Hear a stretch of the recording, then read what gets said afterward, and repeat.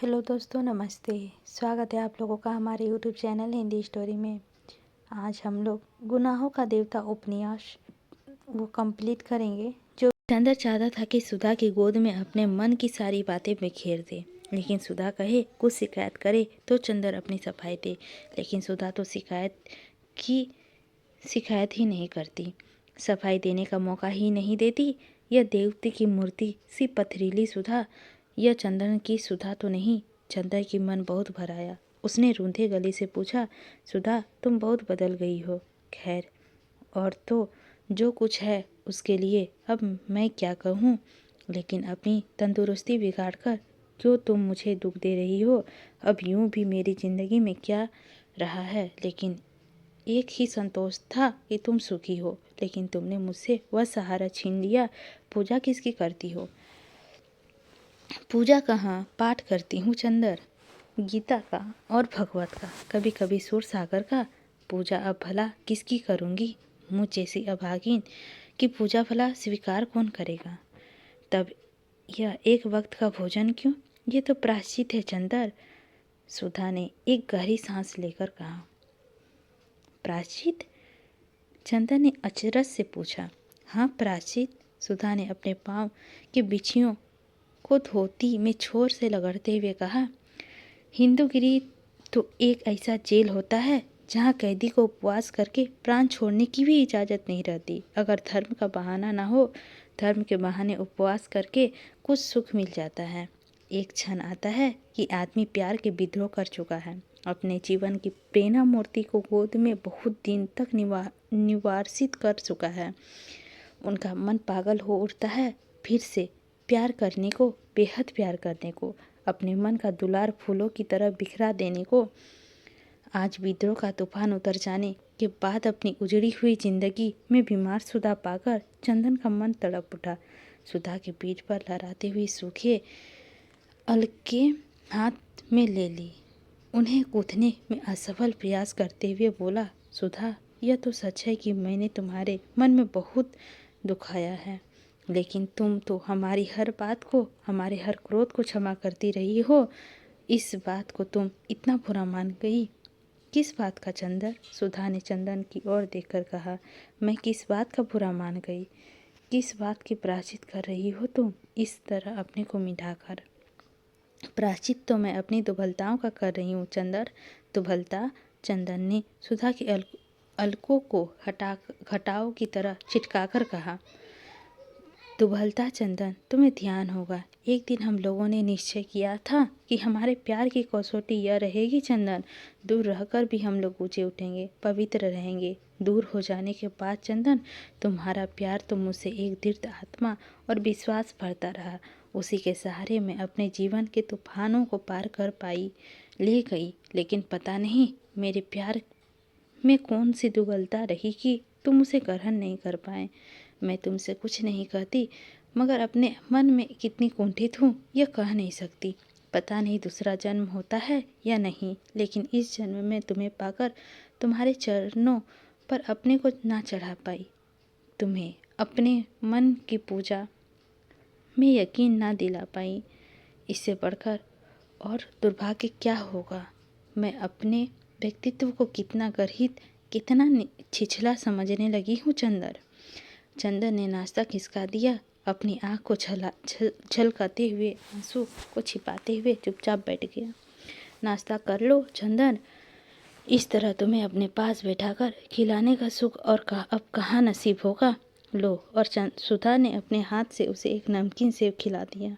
चंदन के भरे आंसू सुधा के हाथों पर छू पड़े। छी, यह क्या है चंदन? कुछ नहीं। चंदन ने आंसू पोंछ डाले। इतने में महाराजी आई और सुधा को बोली, बिटिया रानी, ले ई नान खटाई हम कहीं से बनाए के रख दिए हैं, कल ही से बनाए के रख दिए हैं, राह की तो के खिलेबे। अच्छा, हम भी महाराजी ने इतने दिन से तुम्हारे हाथ के लिए खाने के लिए तरस गए, तुम चलो हमारे साथ। हिया चंदर भैया को कौन देखी, हम बिटिया इन्हों के विवाह कर दे तो हम चली तोहरे साथ। सुधा हंस पड़ी। चंदर चुपचाप बैठा रहा। महाराजिन खिचड़ी डालने चली गई। सुधा ने चुपचाप नानखटाई की तस्करी उठाकर एक ओर रख दी। चुप चंदर चुप। अब क्या बात करे? पहले वक्त दोनों घंटे क्या बात करते थे, उन्हें उसे बड़ा ताजुब हुआ। इस वक्त कोई बात ही नहीं सूझती है। पहले जाने कितना वक्त गुजर जाता था, दोनों की बातें की खात्मा नहीं होता था। सुधा भी चुप थी। थोड़ी देर बाद चंदर बोला सुधी, तुम सचमुच पूजा पाठ पर विश्वास रखती हो? क्यों, करती हूँ ना चंदर। हम मूर्ति जरूर नहीं पूजती, पर कृष्ण को जरूर पूजती हूँ। अब सभी सहारे टूट गए, तुमने भी मुझे छोड़ दिया, तब मुझे गीता और रामायण में बहुत संतोष मिला। पहले मैं खुद पर ताजुब करती थी कि औरतें इतना पूजा पाठ क्यों करती है। फिर मैंने सोचा, हिंदू नारी इतना असहाय होती है, उसे पति से, पुत्र से, सभी ने इतना लाछन, अपमान और तिरस्कार मिलता है कि पूजा पाठ ना हो तो पशु बन जाए। पूजा पाठ ही हिंदू नारी के चरित्र अभी तक इतना ऊंचा रखा है। मैं तो समझता हूँ कि यह अपने को भुलावा देना है। मानती हूँ चंदन, लेकिन अगर कोई हिंदू धर्म में इन किताबों को ध्यान से पढ़े तो वह जाने क्या है इनमें, जाने कितनी ताकत देती है ये। अभी तक जिंदगी में मैंने यह सोचा था कि पुरुष हो या नारी, सभी के जीवन का एकमात्र सरबल विश्वास है, और इन ग्रंथों में सभी संचयों को मिटाकर विश्वास का इतना गहन उपदेश है कि मन पुकल उठता है। मैं तुमसे कुछ नहीं छिपाती चंदर, जब से बिंदी का विवाह में तुमने मेरा पत्र लौटा दिया तो मैं तड़प उठी। एक अविश्वास मेरी नस नस में गूंथ गया। मैंने समझ लिया कि तुम्हारी सारी बातें झूठी थी। एक जाने कैसी आग मुझे हरदम झुलसाती रहती थी। मेरा स्वभाव बहुत बिगड़ गया था। मुझे हर एक से नफरत हो गई थी, हर एक पर छिछला उठती थी। किसी बात में मुझे चैन नहीं मिलता था। धीरे धीरे मैंने इन किताबों को पढ़ना शुरू किया। मुझे लगने लगा कि शांति धीरे धीरे मेरी आत्मा पर उतर रही है। मुझे लगा कि सभी ग्रंथ पुकार पुकार कर कह रहे हैं, संयन्नात्मा विनश्यति। धीरे धीरे मैंने इन बातों को अपने जीवन पर घटाना शुरू किया तो मैंने देखा कि सारी भक्ति की किताबें पर उनका दर्शन बड़ा मनोहर रूपक है चंदन। कृष्ण प्यार का देवता है, बंसी की ध्वनि विश्वास की पुकार है। धीरे धीरे उन्होंने प्रति मेरे मन में जगा हुआ अविश्वास मिट गया। मैंने कहा, तुम मुझसे अलग ही कहाँ हो, मैं तो तुम्हारी आत्मा का एक टुकड़ा हूँ जो एक जन्म के लिए अलग हो गई, लेकिन हमेशा तुम्हारे चारों और चंद्रमा की तरह चक्कर लगाती रहूँगी। जिस दिन मैंने पढ़ा, सर्वांत परिजन मामेक शरण वर्ज आह तत्व सर्वोपरि मोक्षयामि छिनि म सुच, तो मुझे लगा कि तुम्हारा खोया हुआ प्यार मुझे पुकार कर कह रहा है, मेरी शरण में चले आओ, और सिवा तुम्हारे प्यार में मेरा भगवान और ही है क्या। उसके बाद से चंदन मेरे मन में विश्वास और प्रेम छलक आया। अपने जीवन की परिधि में आने वाले हर व्यक्ति के लिए सभी मुझे बहुत चाहने लगे। लेकिन चंदन, जब से बिनती यहाँ से दिल्ली जाते वक्त मेरे साथ गई और उसने सब हाल बताया तो मुझे कितना दुख हुआ, कितनी गलीनी हुई। तुम्हारे ऊपर नहीं, अपने ऊपर। बातें भावनात्मक स्तर से उठकर बौद्धिक स्तर पर आ चुकी थी। चंदन फौरन बोला, सुधा, गलीनी की तो कोई बात नहीं, कम से कम मैंने जो कुछ किया है उस पर मुझे जरा भी शर्म नहीं। चंदन के स्वर्ग में एक बार गर्व और करवाहट सी आ गई थी। मैंने जो किया था उसे मैं पाप नहीं मानता। तुम्हारे भगवान ने तुम्हें जो कुछ रास्ता दिखलाया वह तुमने किया। मेरे भगवान ने जो रास्ता मुझे दिखलाया वह मैंने किया। तुम जानती ही हो मेरी ज़िंदगी में पवित्रता तुम थी। तुम्हारी भोली निष्पाप सांसें मेरी सभी गुनाह, मेरी सभी कमजोरियाँ सुलाती रही है। जिस दिन तुम मेरी ज़िंदगी से चली गई, कुछ दिन तक मैंने अपने को संभाला। उसके बाद मेरी आत्मा कन कन द्रोह कर डाला। मैंने कहा, स्वर्ग का मालिक, साफ साफ सुनो, तुमने मेरी ज़िंदगी की पवित्रता को छीन लिया है। मैं तुम्हारे स्वर्ग में वासना के आग धधकाकर उसे नरक में बर्तत बना दूंगा। और मैंने होठों के किनारे चुम्बन की लपेटें सुलगानी शुरू कर दी। धीरे धीरे महाशमशान के सन्नाटे में करोड़ों वासना के लपटें जहरीले सांपों की तरह पुकारने लगी। मेरे मन में इसमें बहुत संतोष मिला, बहुत शांति मिली। यहाँ तक कि विनती के लिए मैं अपने मन की सारी कटुआ भूल गया। मैं कैसे कह दूं कि यह सब गुनाह था? सुधा, अगर ठीक से देखो, गंभीरता से समझो तो कुछ तुम्हारे लिए मेरे मन में था। उसी की प्रतिक्रिया वह है जो मेरे मन में पंपी के लिए है। तुम्हारा दुलार और पंपी की वासना दोनों एक सिक्के के दो पहलू है। अपने पहलू को सही और दूसरे को गलत क्यों कहती हो? देवता की आरती में जलता हुआ दीपक पवित्र है और उससे निकला हुआ धुआं अपवित्र। दीप शिखा नैतिक है और धूप रेखा अनैतिक। गलिनी की इस बात की सुधा। चंदन ने बहुत आवेश में कहा। छी चंदन, तुम मुझे समझे नहीं। मैं नैतिक अनैतिक की बात नहीं करती। मेरे भगवान ने, मेरे प्यार ने मुझे अब इस दुनिया में पहुंचा दिया है कि जो नैतिक अनैतिक से उठकर है। तुमने अपने भगवान से विद्रोह किया, लेकिन उन्होंने तुम्हारी बात पर कोई फैसला अभी तो दिया होता। वे इतने दयालु है कि कभी मानव के कार्यों पर फैसला ही नहीं देते। दंड तो दूर की बात, वे तो केवल आदमी को समझकर, उनकी कमजोरियां समझकर उन्हें क्षमा करके और उसे प्यार करने की बात करते हैं। चंदन, वहाँ नैतिकता अनैतिकता का प्रश्न ही नहीं। तब यह गलिनी किस बात की तुम्हें? चंदन ने पूछा। गलिनी तो मुझे अपने पर थी चंदन। रहा तुम्हारे पंपी का संबंध तो मैं बिनती की तरह नहीं सोचती। इतना विश्वास रखो, मेरी पाप और पुण्य की तराजू ही दूसरी है। फिर कम से कम अब इतना देख सुनकर मैं यह नहीं मानती कि शरीर की प्यास ही पाप है। नहीं चंदन, शरीर का प्यास भी उतनी ही पवित्र और स्वाभाविक है जितनी आत्मा की पूजा। आत्मा की पूजा और शरीर की प्यास दोनों अभिन्न हैं। आत्मा की अभिव्यक्ति शरीर से है। शरीर का संस्कार, शरीर का संतुलन आत्मा से है। जो आत्मा और शरीर से अलग कर देता है वही मन का भयानक तूफानों में उलझकर चूर चूर हो जाता है। चंदन, मैं तुम्हारी आत्मा थी, तुम मेरे शरीर थे। पता नहीं कैसे हम लोग अलग हो गए। तुम्हारे बिना मैं कैसे सूक्ष्म आत्मा रह गई। शरीर की प्यास, शरीर की रंगनियाँ मेरे लिए अप्रचलित हो गई। पति को शरीर देखकर भी मैं संतोष ना दे पाई और मेरे बिना तुम केवल शरीर रह गए, शरीर में डूब गए। पाप में जितना हिस्सा तुम्हारा उतना ही मेरा। पाप की वैतरणी के इस किनारे जब तक तुम तड़पोगे तभी तक मैं भी तड़पूंगा। दोनों में से किसी को भी चैन नहीं और कभी चैन नहीं मिलेगा। लेकिन फिर हटाओ इन सब बातों को चंदन, तुम व्यर्थ ही यह बात उठाई। मैं अब बात करना भूलती जा रही हूँ। मैं तो आई थी तुम्हें देखकर कुछ मन को तप मिटाने। उठो, खाना खाएं। सुधा बोली, नहीं, मैं चाहता हूँ बातें सुलझ जाए। सुधा। चंदन ने सुधा का हाथ अपना सिर पर रखकर कहा, मेरी तकलीफ अब बेहद बढ़ती जा रही है। मैं पागल ना हो जाऊं। छी, ऐसी बातें नहीं सोचते। उठो। चंदन ने उठकर सुधा बोली। दोनों ने खाना खाया। महाराजिन बड़े दुलार से परसती रही और सुधा की बातें करती रही। खाना खाकर चंदन लेट गया और सोचने लगा, अब क्या सचमुच उसके और सुधा के बीच में कोई इतना भयानक अंतर आ गया है? दोनों पहले जैसे नहीं हैं हो सकते। लगभग 4 बजे वह जगह तो उसने देखा कि उसके पाँव के पास सिर रखकर सुधा सो रही है। पंखे की हवा वहाँ तक नहीं पहुँचती। वह पसीने से तरबतर हो रही है।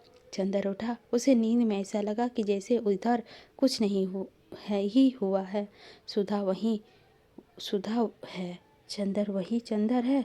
वह सुधा के पल्ले से सुधा के माथे के गले की पसीना पोंछ दिया और हाथ बढ़ाकर पंखा उसकी ओर घुमा दिया। सुधा ने आंखें खोली, एक अजीब सी निगाह से चंदन को देखा और चंदन की पाँव को खींचकर वक्ष में लगा फिर आंख बंद करके लेट गई। चंदन ने अपना एक हाथ सुधा के माथे पर रख लिया और वह चुपचाप बैठा सोचने लगा। आज से लगभग साल भर पहले की बात, जब उसने पहले पहल सुधा की कैलाश को चित्र दिखाया था और सुधा रो धोकर उसके पाँव में इसी तरह मुँह छिपाकर सो गई थी। और आज सुधा साल भर में कहाँ से कहाँ जा पहुँची है। चंदन कहाँ से कहाँ पहुँच गया है। काश कि कोई उनकी ज़िंदगी का स्टेल से इस वर्ष में खींची हुई मानसिक रेखाओं को मिटा सके तो कितने सुखी हो जाए दोनों। चंदन ने सुधा को हिलाया और बोला, सुधा सो रही हो? नहीं, उठो। नहीं चंदन, पड़ी रहने दो। तुम्हारे चरणों में सब कुछ भूलकर एक क्षण के लिए भी सो सकूंगी? मुझे इसका विश्वास नहीं था। सब कुछ छीन लिया है तुमने। एक क्षण की आत्मा पर बचना क्यों छीनते हो? सुधा ने उसी तरह पड़े हुए जवाब दिया। अरे उठ पगली। चंदन ने मन में जाने कहाँ मरा हुआ उल्लास फिर से जिंदा हो गया उठा था। उसने सुधा की बाह में जोर से चुटकी काटते हुए कहा, उठती है या नहीं, आलसी कहीं की। सुधा उठ के बैठ गई।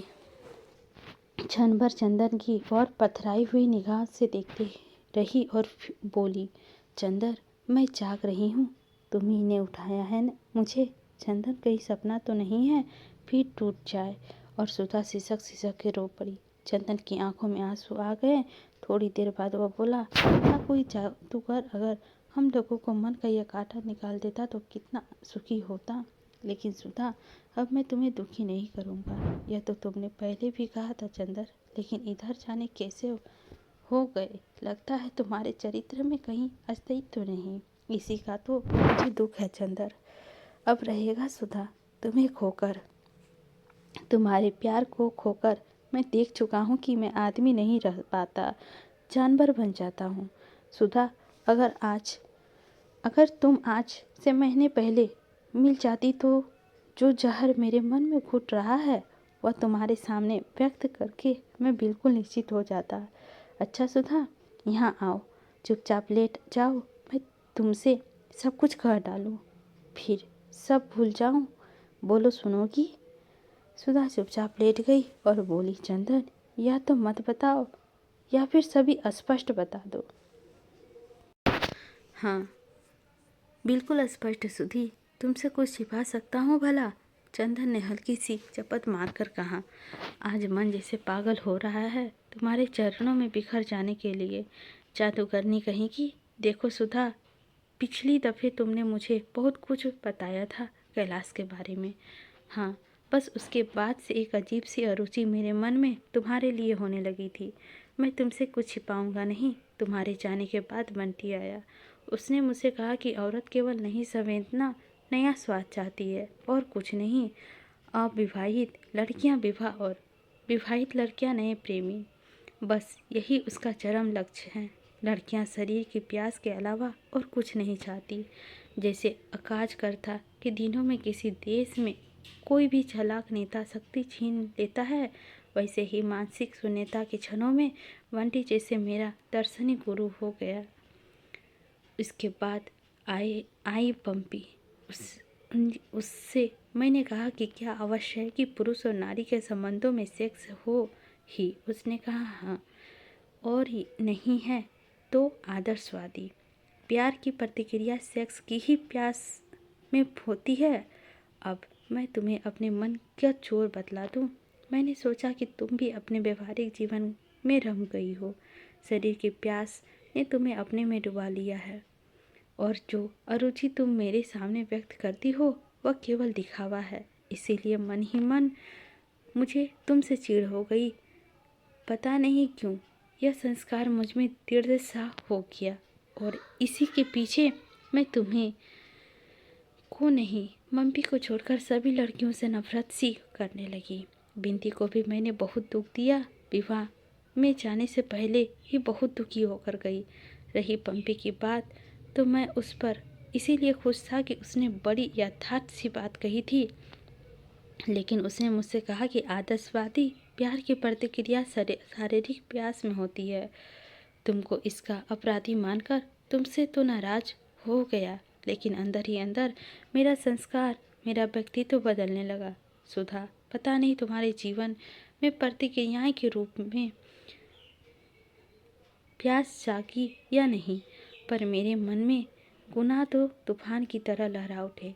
लेकिन तुमसे एक बात नहीं छिपाऊंगा, वह यह कि ऐसे भी क्षण आए हैं जब पंपी का स्मरण ने मेरे साथ की सभी कठोरता धो दी है। बोलो, तुम कुछ तो बोलो सुधा। तुम कहते चलो चंदर, मैं सुन रही हूँ। हाँ, लेकिन उस दिन गेसु आई, उसने मुझे फिर पुराने दिनों की याद दिला दी और फिर जैसे पंपी के लिए आकर्षण उड़ा दिया गया। अच्छा सुधा, एक बात बताओ, तुम यह मानती हो कि कभी कभी एक व्यक्ति के माध्यम से दूसरे व्यक्ति की भावनाओं की अनुभूति होने लगती है? क्या मतलब? मेरा मतलब जैसे मुझे गेसु की बातों में उस दिन ऐसा लगा जैसे तुम बोल रही हो, और दूसरी बात तुम्हें बताऊं, तुम्हारे पीछे बिनती रही मेरे पास, सारे अंधेरे में वह रोशनी थी, एक रोशनी थी, बड़ी क्षीण टिमटिमाती हुई, सहरीन सी, बल्कि मुझे लगता था कि वह रोशन ही इसीलिए थी कि उसमें रोशनी तुम्हारी थी।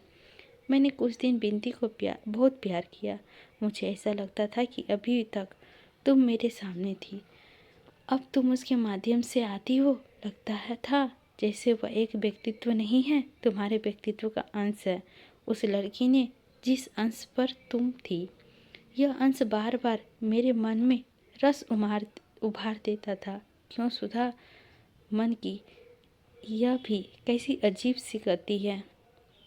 सुधा थोड़ी देर चुप रही, फिर बोली, भागवत में एक जगह एक टीका में हमने पढ़ा था चंदन, कि जिसको भगवान बहुत प्यार करते हैं उसमें उसकी अंसा भी व्यक्ति होती है। बहुत बड़ा वैज्ञानिक सत्य है यह, बहुत बड़ा वैज्ञानिक सत्य है यह। मैं विनती को बहुत प्यार करती हूँ चंदर। समझ गया मैं, चंदर बोला। अब मैं समझा मेरे मन में इतने गुनाह कहाँ से आए। तुमने मुझे बहुत प्यार किया और वही तुम्हारे व्यक्तित्व का गुनाह मेरे व्यक्तित्व में उभर आए। सुधा खिलखिलाकर हंस पड़ी, चंदर के कंधे में हाथ रखकर बोली, इसी तरह हंसते बोलते रहते तो क्यों यह हाल होता। मनमौजी हो, जब चाहो खुश हो गए, जब चाहो नाराज हो गए। उसके बाद वह उठी और बाहर एक तस्करी में कुछ फल काट कर लाई। चंदर ने देखा आम। अरे आम, अभी कहाँ से आम ले आई? कौन लाया? लखनऊ उतरी थी, वहाँ से तुम्हारे लिए लेती आई। चंदर ने एक आम फाक उठा कर खाई और उसे पुरानी घटना की याद दिलाने के लिए आंचल में हाथ पोंछ दिए। सुधा हंस पड़ी और बड़ी दुलार भरी ताड़ना के स्वर्ग में बोली, बोलो, अब तो दिमाग नहीं बिगाड़ोगी अपना? कभी नहीं सुधा, लेकिन पंपी का क्या होगा? पंपी से मैं संबंध नहीं तोड़ सकता, व्यवहार चाहे जितना सीमित कर दूं। मैं कब कहती हूँ कि तुम्हें कहीं से भी कभी बांधना ही नहीं चाहती। जानती हूँ कि अगर चाहूँ भी तो मैं कभी अपने मन को बहुपैस ढीले कर तुम्हें चिर मुक्ति तो मैं ना दे पाऊँगी। तो भला बंधन ही क्यों बांधूं? पंपी शाम को आएगी शायद। दरवाज़ा खटका और गेसु ने प्रवेश किया। आकर तोड़कर सुधा से लिपट गई। चंदर उठकर चला गया। चले कहाँ भाईजान? बैठिए ना, नहा लूँ तब आता हूँ। चंदर चल दिया। वह इतना खुश था, इतना खुश कि बाथरूम में खूब गाता रहा और नहा चुकने के बाद उसे ख्याल आया कि उसने बनियान उतारी ही नहीं थी। नहाकर कपड़े बदल कर वह आया, तब भी गुनगुना रहा था। कमरे में आया तब देखा गेसु अकेली बैठी है। सुधा कहाँ गई? चंदन ने नाचते हुए स्वर्ग में कहा, गई है शरबत बनाने। गेसु ने चुन्नी से सिर ढकते हुए और पाँव से सलवार से ढकते हुए कहा।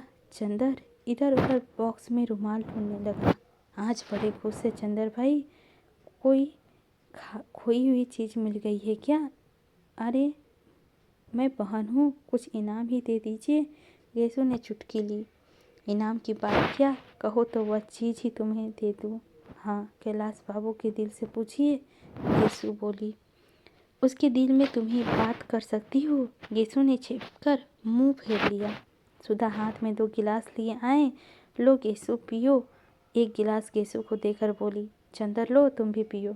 नहीं, मैं नहीं पीऊँगी, बर्फ मुझे नुकसान करेगी, सुधा ने चुपचाप कहा। चंदन को याद आ गया, पहले सुधा चिड़चिड़ कर अपने आप चाय शरबत पी जाती थी, और आज क्या ढूंढ रहे हो चंदर? सुधा बोली, रुमाल, कोई मिल ही नहीं रहा।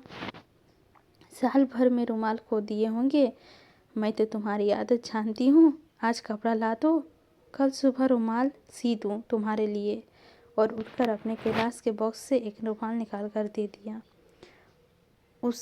उसके बाद चंदर बाजार गया और कैलाश के लिए तथा सुधा के लिए कुछ कपड़े खरीद लाया। इसके साथ ही कुछ नमकीन जो सुधा को पसंद था, पेठा, एक तरबूज, एक बोतल गुलाब का शरबत, एक सुंदर सा पेन और जाने क्या क्या खरीद लाया।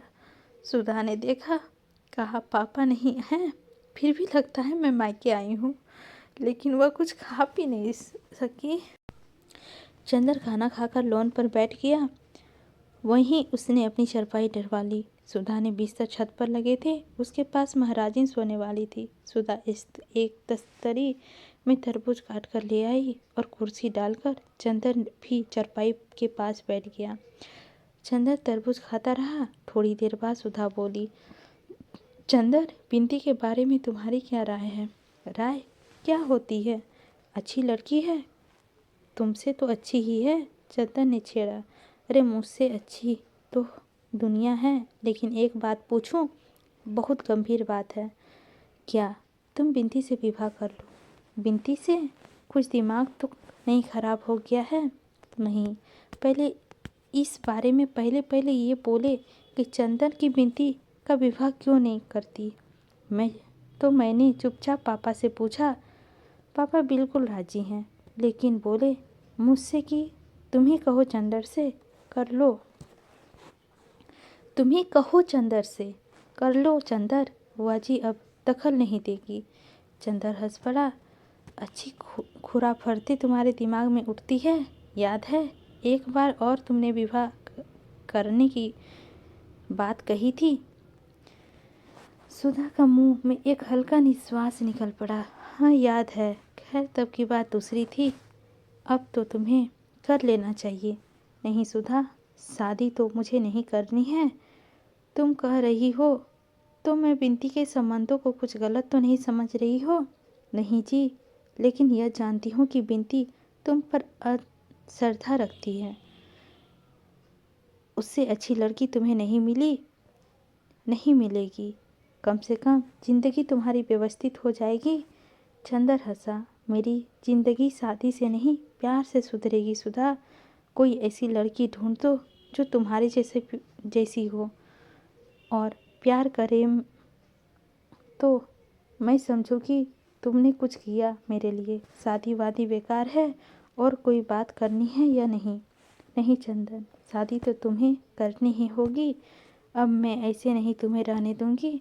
बिंती से ना करो तो दूसरी लड़की ढूंढूंगी, लेकिन शादी करनी होगी और मेरी पसंद से करनी होगी। चंदन एक उपेक्षा की हंसी हंसकर रह गया। सुधा उठ खड़ी हुई। क्यों चल दी? हाँ अब नींद आ रही होगी तुम्हें, सो। चंदन ने रोका नहीं। उसने सोचा था सुधा बैठेगी, जाने कितनी बातें करेगी। वह सुधा से उसका सब हाल पूछेगा, लेकिन सुधा तो जाने कैसे तटस्थ, निरपेक्ष और अपने को सीमित सी हो गई है और कुछ समझ में नहीं आता। उसने चंदर से सब कुछ जान लिया, लेकिन चंदर के सामने उसने अपने मन को कहीं जाहिर ही नहीं होने दिया। सुधा उसके पास होकर भी जाने कितनी दूर थी। सरोवर में डूबकर पक्षी प्यासा था। करीब घंटा भर बाद सुधा दूध की गिलास लेकर आई। चंदर को नींद आ गई थी। वह चंदन के सिरहाने बैठ गई। चंदर सो गए क्या? क्यों? चंदर घबराकर उठ बैठा। लो दूध पी लो, सुधा बोली। दूध हम नहीं पिएंगे। पी लो, देखो बर्फ और शरबत मिला दिया है, पीकर तो देखो। नहीं, हम नहीं पिएंगे। अब जाओ, हमें नींद लग रही है। चंदर गुस्सा था। पी लो मेरे राजदुलारे, चमक रहे हैं चांद सितारे। सुधा ने लोरी गाते हुए चंदर को अपनी गोद में खींचकर बच्चों की तरह गिलास चंदर के मुंह में लगा लिया। चंदर ने चुपचाप दूध पी लिया। सुधा ने गिलास नीचे रख कर कहा, वाह, ऐसे तो मैं नीलू को भी दूध पिलाती हूँ। नीलू कौन? अरे मेरा भतीजा, शंकर बाबू का लड़का। अच्छा। चंदर, तुमने पंखा तो छत पर लगा दिया है, तुम कैसे सोओगी? मुझे नींद आ जाएगी। चंदर फिर लेट गया। सुधा उठी नहीं। वह दूसरे पार्टी में हाथ देखकर चंदर के वक्ष के आर पार फूलों की धनुष सी झुककर बैठ गई। एकादशी के आस्तीन पवित्र चंद्रमा आकाश पर नीली लहरों पर अतखिले बेल की फूल की तरह काँप रहा था। दूध में नहाए हुए जोगे चांदनी से आंख मिचोली खेल रहे थे। चंदन आंखें बंद किए पड़ा था और उसके पलकों पर, उसके माथे पर, उसके होठों पर चांदी की पंखुड़ियाँ बरस रही थी। सुधा ने चंदन का कॉलर ठीक किया और बड़े ही मधुर स्वर में पूछा, चंदर, नींद आ रही है? नहीं, नींद उचट गई। चंदन ने आंख खोलकर देखा। एकादशी की पवित्र चंद्रमा आकाश में था और पूजा की अभिव्यक्ति एकादशी की उदास चांदनी उसके वक्ष पर झुकी बैठी है। उसे लगा जैसे पवित्रता और अमृत की चंपई बादल उसके प्राणों में लिपट गया है। उसने करवट बदल कर कहा, सुधा, जिंदगी की एक पहलू खत्म हुआ, दर्द की एक मंजिल खत्म हो गई, थकान भी दूर हो गई, लेकिन अब आगे का रास्ता समझ में नहीं आता, क्या करूं? करना बहुत है चंदर, अपने अंदर की बुराई से लड़ लिए, अब बाहर की बुराई से लड़ो। मेरा तो सपना था चंदर कि तुम बहुत बड़े आदमी बनोगे। अपने बारे में तो जो कुछ सोचा था वह सब नसीब ने तोड़ दिया। अब तुम्ही को देखकर कुछ संतोष मिलता है। तुम जितने ऊंचे बनोगे उतना ही चैन मिलेगा, वरना मैं तो नरक में भूंग रही हूँ। सुधा, तुम्हारी इसी बात को मेरी सारी हिम्मत, सारा बल टूट जाता है। अगर तुम अपने परिवार में सुखी होती तो मेरा भी साहस बांधा रहता। तुम्हारा यह हाल, तुम्हारा यह स्वास्थ्य और असमय वैराग्य और पूजा, यह घुटन देकर लगता है क्या कहूँ, किसके लिए कहूँ? मैं भी क्या करूँ चंदर? मैं यह जानती हूँ कि अब यह मेरा बहुत ख्याल रखते हैं, लेकिन इस बात पर मुझे भी बहुत दुख होता है। मैं उन्हें संतुलित नहीं कर पाती और उनकी खुलकर उपेक्षा भी नहीं कर पाती। यह अजीब सा नर्क है मेरा जीवन में। लेकिन यह जरूर है चंदर कि तुम्हें ऊंचा देखकर भी मैं नर्क भी भोग ले जाऊंगी। तुम दिल मत छोटा करो, एक ही जिंदगी की तो बात है, उसके बाद। लेकिन मैं तो पुनर्जन्म में विश्वास ही नहीं करता।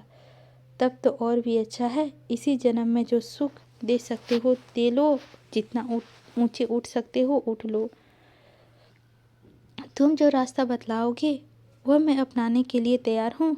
मैं सोचता हूँ अपने व्यक्तित्व से ऊपर उठूँ, लेकिन मेरे साथ एक शर्त है, तुम्हारा प्यार मेरे साथ रहे।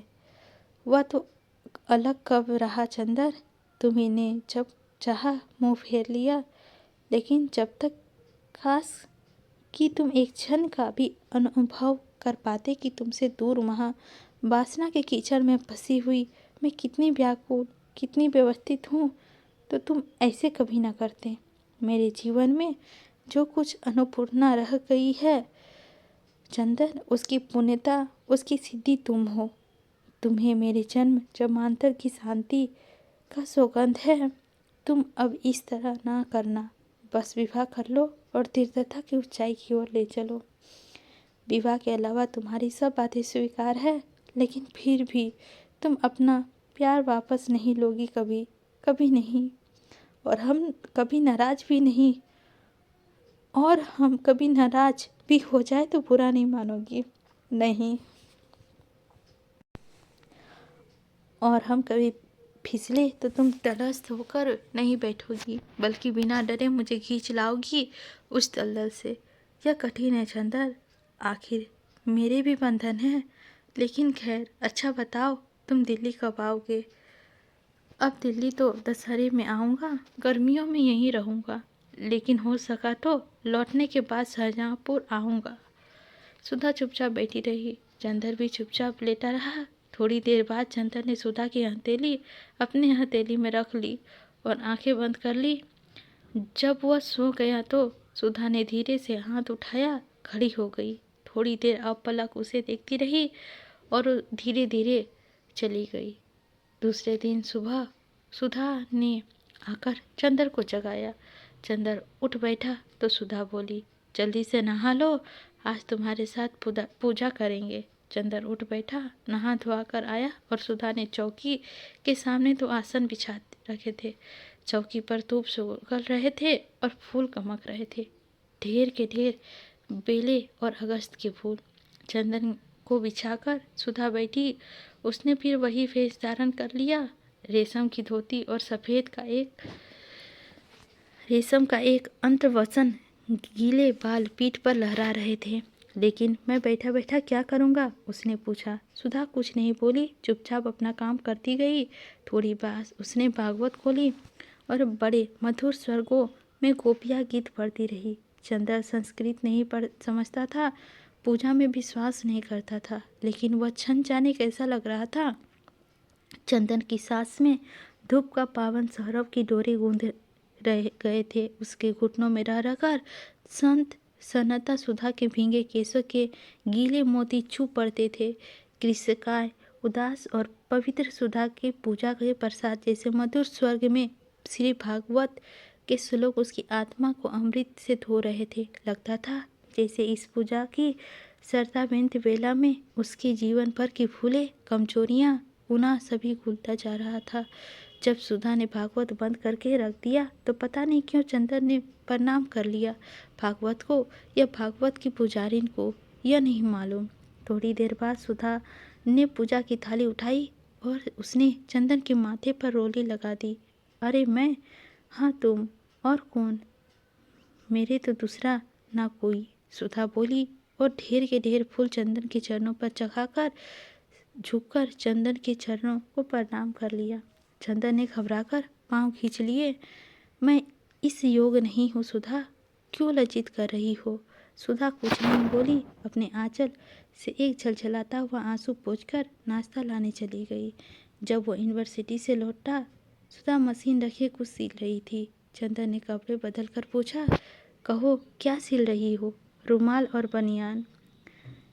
कैसे काम चलता है तुम्हारा? न संदूक में एक रुमाल है, ना एक भी बनियान। लापरवाह की भी हद है। तभी कहती हूँ विवाह कर लो। हाँ, किसी दर्जी से लड़की से विवाह करवा दो। चंदन खाट पर बैठ गया और सुधा मशीन पर बैठी बैठी सिलती रही। थोड़ी देर बाद सहसा उसने मशीन रोक दी और एकदम घबरा कर उठी। क्या हुआ सुधा? बहुत दर्द हो रहा है। वह उठी और खाट पर बेहोश सी पड़ी रही। चंदन दौड़कर पंखा उठा लाया और छालने लगा। डॉक्टर बुला लाऊं? नहीं, अभी ठीक हो जाएगी, उबकाई आ रही है। सुधा उठी। जाओ मत, मैं पिकदान उठा लाता हूँ। चंदन पिकदान उठाकर रख दिया और सुधा के पीठ सहलाने लगा। फिर सुधा हाफती सी लेट गई। चंदन तोड़कर इलायची के पानी ले आया। सुधा ने इलायची खाई और फिर पड़ी रही। उसके माथे तक पसीना झलक आया। अब कैसी तबीयत है सुधा? बहुत दर्द है अंग अंग में, मशीन चलाना नुकसान कर गया। सुधा ने बहुत तीक्ष्ण स्वर्गों में कहा। जाऊँ किसी डॉक्टर को बुला लाऊं? बेकार है चंदन, मैं तो लखनऊ से दिखा आई। इस रोग का क्या इलाज है? यह तो जिंदगी भर का विषाप है। क्या बीमारी बताई तुम्हें? कुछ नहीं। बताओ ना। क्या बताओ चंदन? सुधा ने बड़ी कतार निगाहों से चंदन की ओर देखा और फूट फूट कर रो पड़ी।